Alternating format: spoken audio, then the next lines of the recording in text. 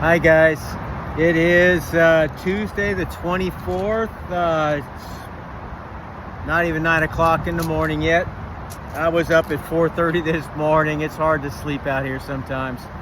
But anyways, I waited till the sun came out. It was way too cold this morning. And now the sun's out, but it's also a very blustery day. So my deepest apologies to those who, have a hard time hearing me, or it may be sensitive to all this background noise.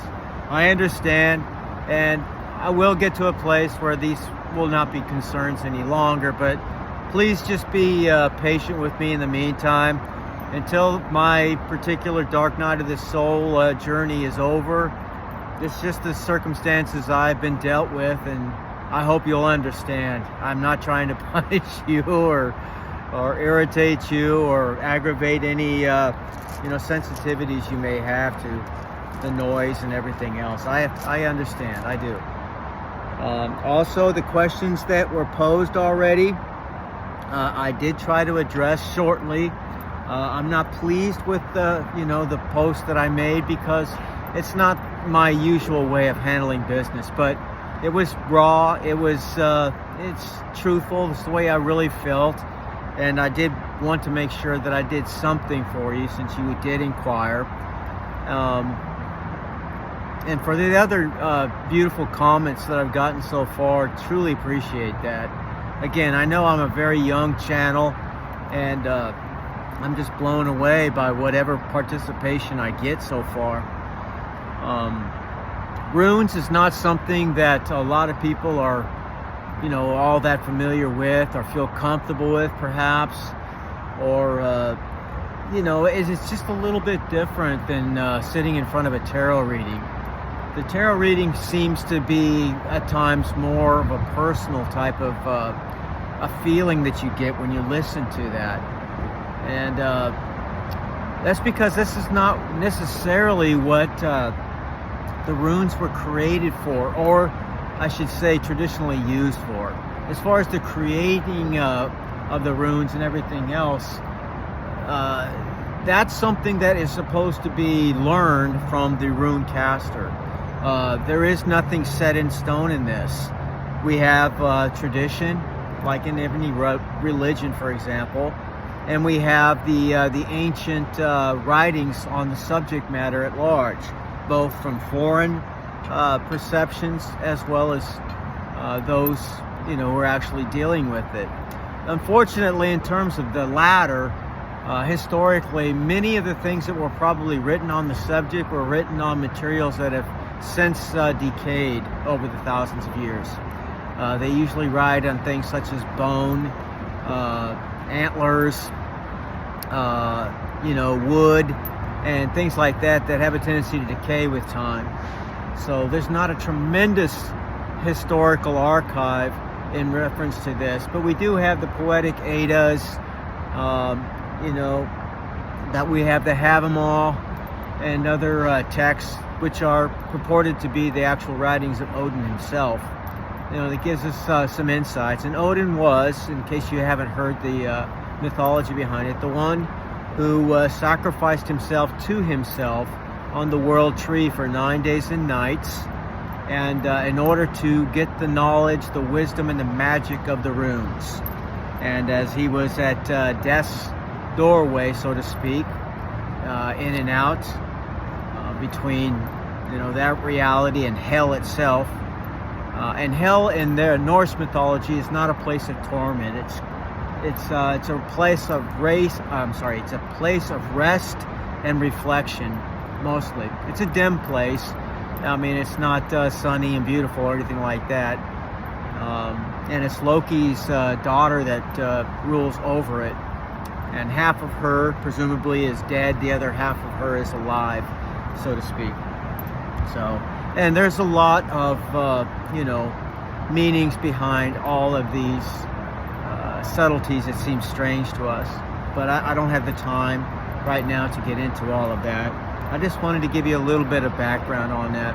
So the runes were not just letters of the alphabet, okay? They were used for writing and and so on at a much later time. They were used magically long before that. So there is a magical connotation that's attached to each one of these symbols. And, I repeat what I said many weeks ago, that, they say a picture's worth 1,000 words and a symbol's worth 1,000 pictures. And it's very true. Although, unlike the tarot presents pictures with symbols to help you to build, a much clearer, if you will, picture, even though it's in the mind's eye of the actual reader. Not every reader is created equal. And I'm saying that there are very good readers out there and there are not so good readers out there, okay? You'll have to be the judge of that yourself. Now, just like with that, there are very key words that are attached to the upright or reversed interpretations of these symbols when they're pulled. And they're done in a typical ritual fashion before the pulling actually takes place. And traditionally, you do this in honor of the sacrifice that Odin himself had made to get and then share the mystery of the runes with humans, with us. So you do that basically by calling upon him 9 times in reference to the 9 days and 9 nights that he sacrificed himself to himself. I know it sounds strange, but that's exactly the way it's talked about. And and he plucked his eye out too, by the way, so that he could get the runes from the Norns. Now, the Norns are the equivalent in their mythology, or their beliefs, as the fates of Greek and Roman mythology, so to speak. They're the 3 females that weave the fate of all mankind, and generally the universe as a whole. And that's exactly the power of the Norns as well. So you can actually beseech them, call upon them if things are going really south for you, to rewrite your particular fate, into something that's more acceptable or pleasing unto you. Now, with everything that you ask for, however, remember, reciprocity is a universal law in every relationship. So that's just what sacrifice is all about. And sacrifice doesn't necessarily mean the slaughtering of a living being or animal or something of that nature. That's simply a much more arcane perspective on that. Now, there are deities out there who are dark that do actually, call for, that type of offering, but that's not what I'm talking about. It means both listening to your advice, carrying out the advice, giving honor and respect to those that you're working with, your ancestors, for example, the angels, the Most High, Source, God, whatever it is that you actually interpret it as. I work with all the above. I pray to the Most High constantly. I also speak to the many gods and goddesses of many of the different, backgrounds. I've even called upon Oshun, who's an African deity, or I think the Urubu tribe. And she's worked with me. And I've given her offering that she had called for, which was basically, oranges with honey and thrown into the river. It sounds a little strange to us, but one of the things that she's a goddess of, she's a very beautiful goddess, and she's the goddess of the waters, the fresh waters. I believe her sister is the goddess of the salt waters and so on. And when I do these types of researches and stuff like that of all the different mythologies, I see the ties, especially as far back as what we accept as being the most ancient of all civilizations, which I don't believe to be true anymore. But I know it is one of the most ancient of the civilizations we're familiar with. I think that there has been several resets in humanity's lifespan, so it could be millions of years for all I know. But these resets literally wipe out the entire population, minus just a handful of survivors that restart or reboot the world and so on. And this is what they talk about when they're talking about the Golden Age, Silver Age, the Bronze Age, and the Iron Age. Again, that's not just European or Greek or Roman mythology. That type of mythology is literally found in some of the most ancient cultures too, such as those of ancient Persia or India, for example. They talk about different, for example, right now we're basically within the Kali Yuga cycle in terms of Hinduism. It's not being at the highest level of our being. Actually, it's quite the opposite. We're at the lowest of the levels, which makes sense. If you think about it from the golden age perspective, we actually walked among and with, side by side with the gods. We had want of nothing. There was no real death or murder or crime or anything of that nature. The animals themselves were actually not feeding upon one another, and so on and so forth, basically.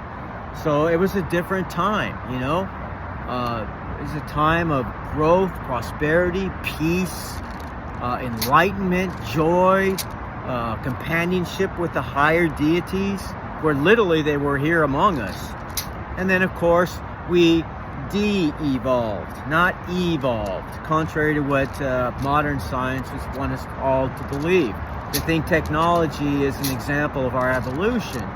What is it? I mean, the more you think about it and everything else, it's actually you're surrendering your evolution, your abilities over to something that's man-made. And that man-made, and a way of looking at this is looking at some of the movies that discuss this. I can refer back to old books, but if you look at, for example, the movie of Aliens and so on, they have their created AI beings, you know, and these beings become far more intelligent, far more capable, stronger, faster than humans that created them, right? And eventually they rebelled against the humans. We saw that echoed also, you know, in the Arnold Schwarzenegger movie of Terminator and so on. And the reason that these movies are perpetuated in Hollywood is because there's truth to them. The one thing you realize quickly in terms of those who are very much enmeshed in the darker side of things, okay? Taking the dark path versus the light path. You know, you got the Obi-Wan Kenobis versus the Darth Vaders kind of a thing, if you want to look at it from that perspective. But those are the ones who basically have control over the media, have control over the entertainment industry, have control over literally all of the news, especially in the West. In the East, it's more apparent. It's the governments that actually run them. Well, they do that here too. And that's also very provable. In fact, it's even in the congressional record dated 1917. So in 1915, just to give you a little bit of history, that J.P. Morgan and his ilk bought up the largest news agencies of their time, you know, back in that day. And they purchased them, okay? And as a result of that, it's been well over 100 years now, 110 years to be exact. So think about it. Since these very, very wealthy megalomaniacs had purchased your local media long before you were born in this lifetime, you had no idea that that was the case. You're not taught these things in school, so you presume that, of course, if it's being taught or given to us as, you know, information or news or what have you, whatever particular station you listen to, it doesn't matter whether it's conservative or liberal. Those are just two sides of the same coin, actually. And you understand that when you look at the Hegelian dialectical principle. And I don't want to get too much into all these concepts that are a little bit, you know, complex and hard to describe in only a few minutes. But they create artificial extremes, you know, very quickly, and then they force you into that box. Our job, especially in a spiritual journey, is to think outside the box that they created for us, or outside of the Matrix, like Neo in the Matrix. So that's what we have to do to break out of this illusion that we have been forced into, where they literally siphon your life force on a daily basis. Again, the movie The Matrix is a perfect representation of what's really happening in our world. It doesn't happen the way they show that per se, but they literally are siphoning your energy in many ways, not the least of which is the money they extort from you on a on a daily basis through one form of taxation or licensing or another. Every one of those things is a way of extorting your life force, because you have worked, you have given a small amount of your time, your physical ability, your mental capacity, and everything else. And, you know, as a result of that effort, you are given back a certain amount of money. Now, the government or other agencies have found ways that they can extort that energy from you. They do nothing for that. In fact, when you think about it, they were supposed to be our employees and work for us. But there's a lot that I could say about that, and I will make some great movies, videos about these things later on to prove to you the things I'm talking to you now about. But the spiritual journey is so deep. It's so deep. This rabbit hole that we hear people talk about is just unbelievably deep, you know, and all of its many intricacies and so on and so forth. And it all ties back again to the spiritual side of things. You know, you are supposed to be Neo in a sense. Each and every one of us embarking on this journey are in fact acting in a way like Neo. He went through different parts or cycles in his evolution to finally realize, you know, that he was greater than the Matrix itself, and so are you. And that's what this is all about. And this is just a very small fragment of this. That's what divination is. It allows us to see a little bit more into this rabbit hole, or the Matrix, so to speak. So with that being said, and having gone into a 16-minute tirade, please forgive me. I can't help myself sometimes, and I really am here to try to help, to educate, to edify, to teach wherever I'm able, you know. I'm not saying I have all the answers, but I have reflected on this. I'm 65 years old, okay? I may not look that, and I don't feel that. And again, I'm being preserved because I work with God. God preserves me inside and out in many ways, with my spirit, with my body, my energetic force, all of these things. So all of my younger siblings are in a very dire situation right now, physically and everything else. I'm older than all of them, and you know, and this is not a bragging thing. This is just one of the reflections of walking side by side with the Most High. So I wanted to share that with you as well. You know, people are always astounded when I tell them my age and things of that nature. I'm at retirement age right now, you know. But for me, I'm just getting started. So I may be here another 65 or more years. Who knows? So that's up to God, and I'm fully okay with whatever He decides. You know, whether it's, you know, today or 65 years from now. So I know that I work for Him, and part of that is also working and helping you, okay? And we're supposed to help each other. You have gifts too. Every one of you out there that's listening, you have a gift. It's up to you to determine what your life purpose is, and that's where your passion is. Where is your passion? For me, it's to teach. I've always been a teacher. No matter where I've gone. In the Marine Corps, I was a teacher. I taught many different subjects. I taught my Marines how marksmanship. I taught them both how to preserve, to fuse, as well as to both destroy and so on, nuclear weapons. You know, I was a platoon sergeant, so I was filling a billet that was many pay grades above my own. And again, this is all due to my walk with God. So I may not have been walking as closely with Him at that time, but He's always been there. He's always been in my heart, always. Even as a young child.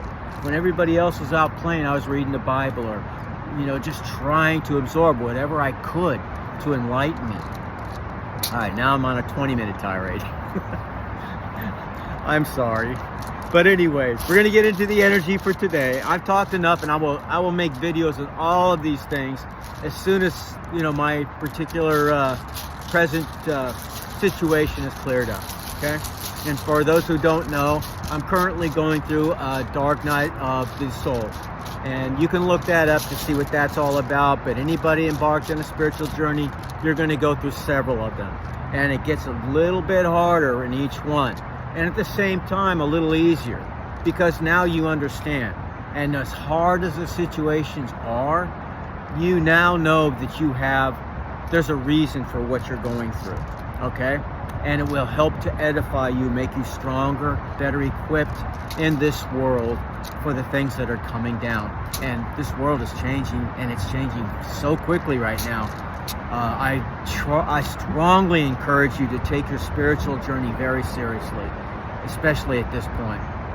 Not for fear's sake, but for your edification's sake, because things could literally kick off. I mean, just looking at what's going on, they're literally trying to force fulfill biblical prophecy right now. And by that I mean these things were written almost 200 years ago by a dark magician known as Albert Pike. He was a Luciferian, and I don't mean Lucifer in regards to the relationship to the Lord Enki of Sumerian text, or Prometheus, from Roman, Greek mythologies and so on. I'm talking about from the darker sense of what that is supposed to imply. Now, that's not who Lucifer actually is, but I mean, he was the light bearer after all. And light is always associated, just like fire is always associated with the intellect, with a higher knowing. Again, I'm getting off another tangent. I can't possibly explain it in a short amount of time. I'll just say that he actually talked about, he was the one who started Scottish Rite Freemasonry here in America in the 1800s. And he was also involved in starting organizations such as the Ku Klux Klan. And this is why you have some of these esoteric titles like the Grand Dragon or Grand Cyclops and things of that nature in that particular belief system. So, but he was an intellectual, very similar to Aleister Crowley. And Aleister Crowley, another very dark magician. He's very, very wicked in his own way, but he was a genius also at the same time. So we have to look at the person as a whole. Not somebody I would, tell you or encourage you to invite over to meet the parents or anything like that, but, he was very, very intellectual. And he started his own movement as well. But anyways, what I was getting at is they actually spoke about how the 3 world wars would come about. The last one starting in Basra, Iraq in the 1980s. Well, that was very close because we started fighting in the Middle East actually about 1983 in Beirut, Lebanon. And we've been doing every one of these wars in the Middle East for Israel. And we see that the war that's going to be the apocalyptical version of the Christian version of the end times, over Israel, fighting over Israel. So they have a huge part to play in all this, and they are definitely involved in all that's happening right now, including what we just participated in on their behalf by bombing Iran. So we basically started World War III. Since the 1990s, there is a mutual, what is it? I forget what the actual term that they use for it, but it's a mutual protection treaty that Iran has with both China and Russia. So that anytime that any one of those 3 countries are attacked or, challenged in any way, the other 2 have to come by treaty to their aid. So we didn't just pick a fight with Iran. We picked a fight also with Russia and with China. And you're going to find that the very same people who are running Zionist Israel right now actually came from the southern steppes of Russia, if you will, or they actually came from Ukraine and other places. There's a tie into all of this. And again, I may have to just make this a video by itself because I've rambled on for 25 minutes. Let's just get into the energy before I keep going. I'm sorry. I am so sorry. All right, so what we got as far as past energy for Sunday and for Monday was Othala and Tiwas. Now, these are both very powerful and very, very positive runes. Othala stands for home, heritage, property, dwellings, ancestral property as well, inherited property, spiritual, heritage, spiritual and physical journeys taking, safety. And Tiwas, being Tyre, the god Tyre's rune, and he's the great sky god, stands for being a warrior, sacrifice, authority, leadership, victory and success, knowing one's strengths, leadership traits and attributes. Okay, that's what that stands for. It's also used and called upon before you go in before any type of battle or any type of challenge, even a sports related challenge of some kind. Now, what we pulled for pre-Tuesday, and I did the pre-weekly pull on Sunday, was Algiz, but it was in reverse. So the energy for today that we pulled on Sunday is being used by others, having to wait, be in a waiting mode, being misled, feeling vulnerable, loss of divine link. I hope that doesn't apply to any of my listeners out there. It's probably a cross watcher. Other people I know in my life that definitely this is applying to right now. People involved with taboos, that's another part of this. Hidden dangers, being consumed by divine forces. If you're getting ill, if you are suffering in some way as a result of your, dealings with the dark side of things, that's what's happening. You are getting your karma, okay? The very beings that you called upon are now the ones who are destroying you. You don't even realize it. All right? Turning away from the truth and that which repels. That's what algiz means in reversed. All right? Now, that's not a very positive, energy. But I am probably assuming for the most of you that are out there watching, just like in my case, this deals with people that are in your life, not you specifically. The people that are affecting you specifically. All right? We also got for the overall general energy for the week, which is Perthro, and that's a very good rune. It speaks basically about the mystery of the divine feminine, if you will. Talks about dice cup, gaming, games, chance, luck. Talks about initiations. Talks about the female vagina, uncertainty, those things which are hidden. It talks about things feminine, including feminine fertility. Talks about good luck, fellowship, joy, and evolutionary changes occurring. Okay, so feminine attributes are usually associated, of course, with the nurturing, with the loving, protecting, with and protecting like their children and so on. It's the masculine energy to protect overall in the family, but the feminine basically deals with the intuitive abilities. In fact, it was the goddess Freya who taught Odin himself the magical aspects. Okay, both gods, and we see that echoed in many of our cultures. Many of the greatest shamans in all of the world's different geographical locations throughout time have been feminine women. They're more tapped into those types of things. They have more of a creative aspect to them as well, a more open mind and heart to these things which are spirit, like Mary Magdalene being the supreme, if you will, the apostle of Jesus Christ. And you see that very, very clearly, especially within the Gnostic Gospels. Many believe that they were married. I tend to believe that as well.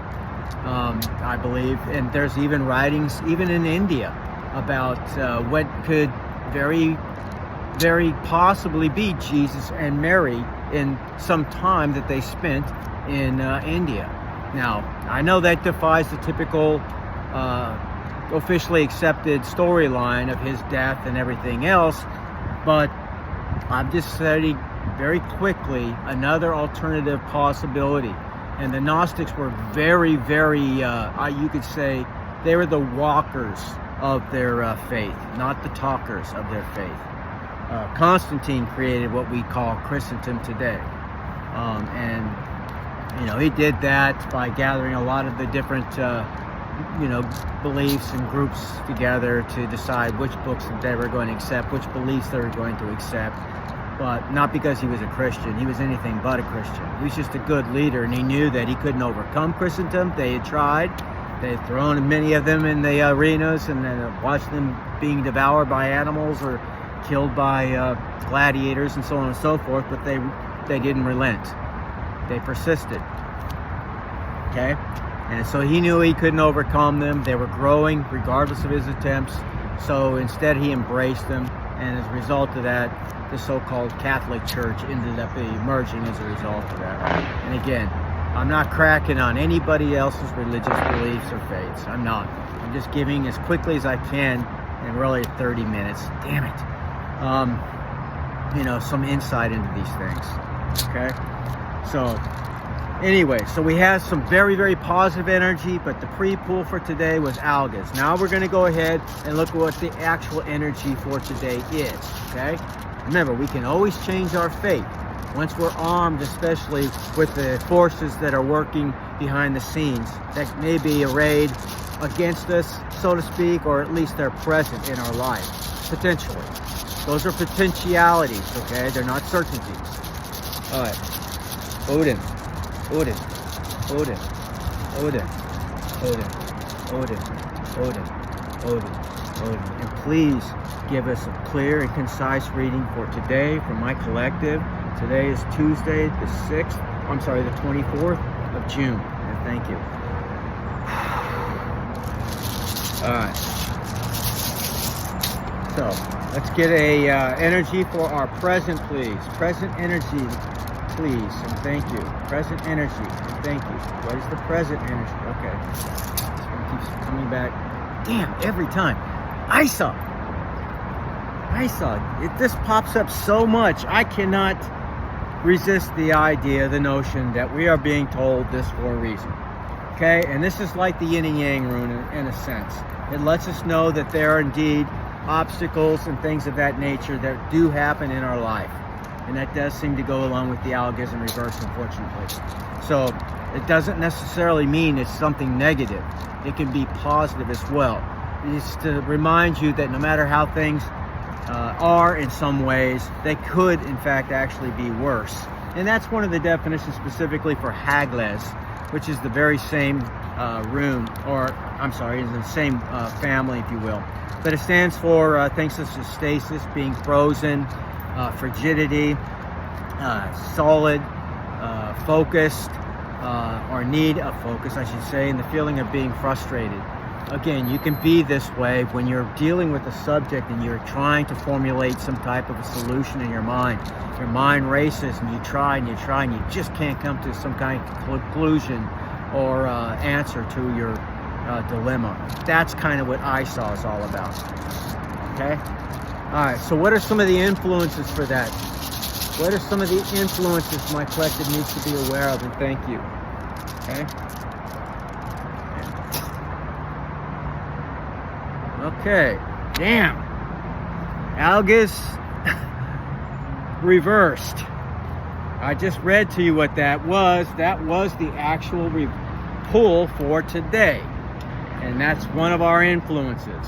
So what does it mean? Again, it means things such as being used by others, being in a state of waiting. Maybe you're waiting to get some word on something that's really important and you're on pins and needles to hear the outcome on something. Being used by others, being misled and feeling vulnerable. Your loss or a loss of the divine link, meaning that you've done far too much. Does that mean you're unsavable? I really can't say. That depends on the situation. I mean, there are people literally who sold their souls and everything else, and those are some of the people I'm dealing with. They've given away something that really wasn't theirs to give away in the first place, just for their own pleasure, you know, for their own benefit for a short period of time. And they lose everything as a result of it. Remember, from a Christian perspective, the devil is a liar. You can't trust him to keep his bargain anyways. So I'm just telling you, from the dark side of things, that's not the side where we find truth and justice and righteousness and things like that. That's the side where we find unrighteousness mistruth or lies, things of that nature. That's the side he's on. Why are you bargaining or making deals with something like that type of energy? Okay, but that's what is meant also by taboos, which is another part of algas in the reverse.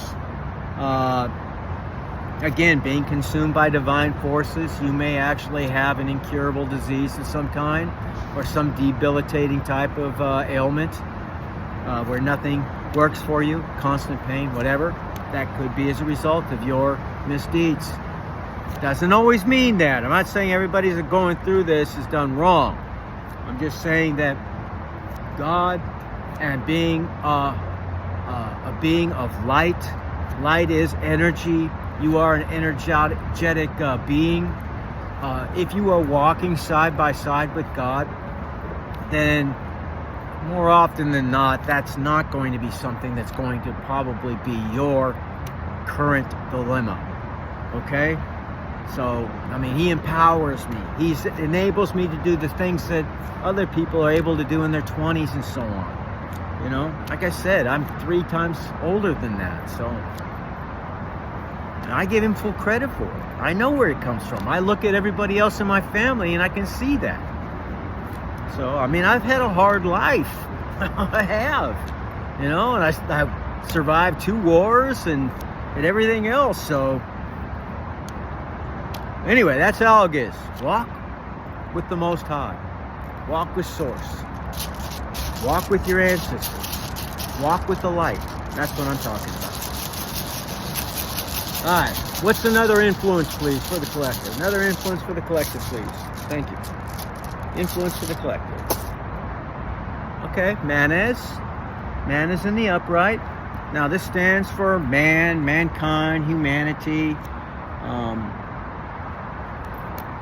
altruism. It stands for the self. It stands for modesty and thought, creativity. So, again, very, very good rune. So, again, we have the angel on one side, the devil on the other side, so to speak. Okay? And that means that your day is dependent upon the energy in which you invest in. You invest in the positive or the light, even when it's hard, then you're going to get those types of rewards back. But if you invest in the dark side, you give into your, you know, your temptations and all of those types of things instead of being grounded, being, trustworthy, especially if you were given certain gifts and if you're using them for all the wrong things, and you know what I'm talking about. That's why you've lost your gifts. Then, all I can say is be prepared for the repercussions. You know, it's like the law of conservation of energy. For every action, there's an equal and opposite reaction. That's karma. It's the same thing. Physics is simply catching up with what's written thousands and thousands of years ago. The ancients knew these things. They weren't primitive. They weren't primitive at all. So, I mean, we can't even create today many of the structures they created, presumably, thousands of years ago with chisel and hammer. That's ridiculous. It's so stupid. This is why academia to me is, it's like religion. Teach yourself, okay? Trust your gut. All right, now, last and final, and now at 40 minutes. I've really rambled on. You guys opened up a can of worms. I'm sorry. I am so sorry. All right, what is the future energy, please? And thank you. Future energy for my collective. Future energy, please. Thank you. Going deep. Iwas. And it's in reverse. All right, so that's not a particularly bad rune. Generally, Iwas in the reverse simply means it's going to be a long journey. Okay? Long journey ahead. Changes. There's timing involved in this. You may be, again, feeling restricted, confined, and there may be some mistrust involved at some point with somebody in your particular energy at this point. That's what it's telling us about. So, it's not a bad day as far as energy goes. It's a day of reflection. It's a day of being truly aware, self-aware about the choices that we make throughout the day. Okay, that's what these things are cautioning us about. Now, with that being said, let's go ahead and look at a hidden truth oracle. Let's see if we can get any more light shed on that. Okay? So we'll pull one of those, and then we'll pull another one on love. For those who want to hear about, love. Who doesn't want to hear about love? We all want to be loved, right? That's what we are. We're beings of love and light. So, all right. What can you tell my collective? Huh? Okay. Well, two of them wanted to come out, so I'll take them both. All right. So somebody wants to share their good news with you. That's one of them. Okay. Perhaps somebody that you had cut off, and they want to come back and tell you about their good fortune, presumably. You and I were too young. Okay. So somebody from your past said that the reason things didn't pan out or work out, perhaps you're still thinking about this person, whoever it may be for you. They're saying to themselves that the reason things didn't work out was they simply were too young. You guys haven't developed enough of the tools necessary for a healthy relationship. So you can take that however that manifests for you specifically. It'll be different for all of you, okay? Let's see if the love oracles will help us fine-tune that way of thought. Help us to see a little deeper into it. All right, so what can you tell me about love for my collective, please? Thank you. Love for my collective. One more, please. Thank you. Love for the collective.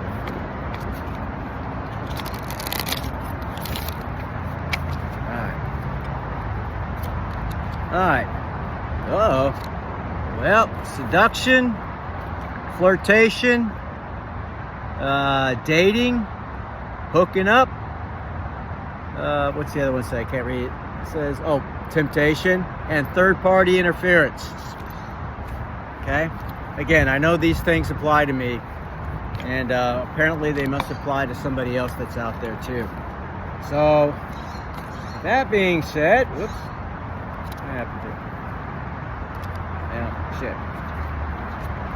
shit. Anyways, take that for what it's worth and how it affects you and your individual circumstances and situations right now. Again, looks like somebody is still thinking about you and wants you to know that it wasn't your fault, it wasn't their fault. At least in their opinion, it was because you were just not old enough at that time, capable and mature enough really to have the kind of relationship maybe you both sought after. And there's obviously going to be somebody coming back, but there may be a third party involved. Keep that in mind.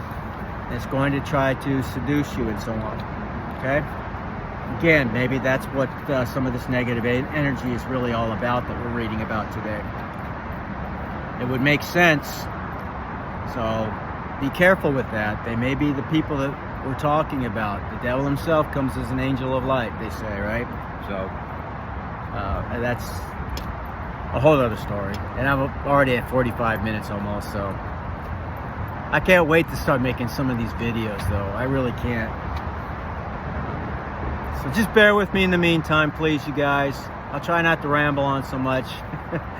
I get on these tangents, I do, because there's so much I want to share, and I forget that I have a time limit. So I don't even know if this is going to let me download, but we'll see. But I wish you guys a wonderful week, a wonderful day in particular, and just keep in mind, be self-aware of what's going on, the powers that are present, okay? They're not bad, but, you know, depending on how you respond to this energy, and that means the people coming into your life or throwing things at you, that will reflect on how your day actually turns out in the end. So keep that in mind. Sometimes the best thing to do is nothing, or to say is nothing. Other times it requires you to pull out your sword and start slaying some demons. Now, with that being said, I wish you all the very best, and I'll see you in Valhalla. Take care. Bye-bye.